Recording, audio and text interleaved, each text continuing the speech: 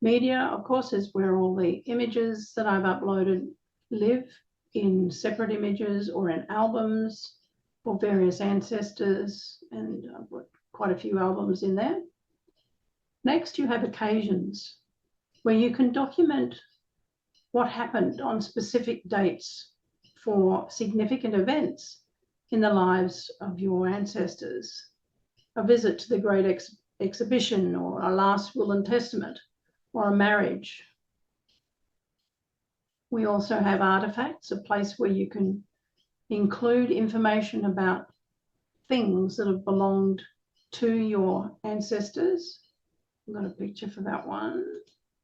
I should add a picture there. But you can then tell a story about a particular artifact.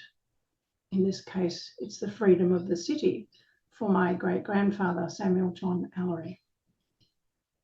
And then coming back again to home and then choosing places, you can talk about the various places that were significant in the lives of your ancestors with images that you've researched from various places.